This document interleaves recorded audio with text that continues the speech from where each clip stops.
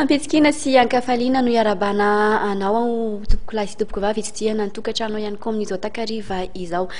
Sa omenanao vetivety ny vaovao isan'ny songadina amin'izao. Alina izao nananga androany namonjy any Afrika Atsimo ny delegation'ny Ankolafy Ravalomanana anatrika ny dinika izay tanterahany any antoerana ny farany herinandro izao. Nanaitra anisan'ny tropana politika kosa ny fikambanana ny vondry ny vahoaka madinika miafitena na VMM tamin'ity androany ity tamin'ny alalan'ny hetsika famorim-bahoaka tsy anaiky atao fitaovana politika intsony ireo vahoaka madinika sy ny avy any ambany tanàna izay moa no isan'ny teny misongadina nambaran'izy ireo.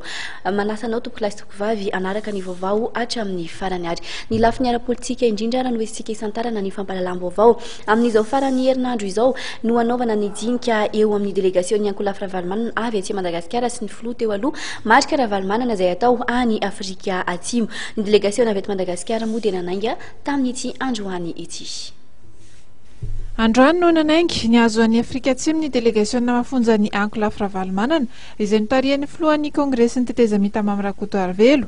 Delegacionna izay ahitana ireo mpikambana ao amin'ny gouvernement avy amin'ity Ankolafy ity, anisan'izany ny Premier ministre lefitra misahana ny indostria sy ny telim-pivoarana Bout Zaza-Pierrot, ny ministry ny fambolena Roland Ravatomanga, ny ministry ny vatra Olga Ramalasan, ny ministry ny fitsinjaram-pahefana ireo finitsinarana ary ny ministry ny fiompiana Iantarandriamandranto. Anisan'ny lasan'ny Afrika Atsimo ihany koa ny filoha lefitry ny CST Maître Anitra Razafimanasoa, ny parlementaire CST Manandafy Rakotonirina Nakeliane Rakotondramo Jean-Louis, ny parlementaire ACT ny révérend Randrianar John Ndriamanampy ary Giriva Randrianarsoa izay mpitondra teny Ankolafy. Ankoatr'ireo araka ny fantatra dia anisan'ny indray anjara amin'ny fifionan'ny Ankolafy Ravalomanana ny Afrika Atsimo ihany koa ny GTT. Araka nambaran'ny Mamy Rakotoarvelo Maly dia momba ny raharaham-pirenena sy fifidianana no ifantohan'ny dinika. Marika Ravalomanana kosa dia nilaza androany nandritra ny fidiran'ny vantana tamin'ny alalan'ny antso atarbitesy amin'ny Mangrobe Oririka fa efa manana ny fanapahan-keviny izy ary ny fiandohan'ny herinandro avy izao no ilazany izany.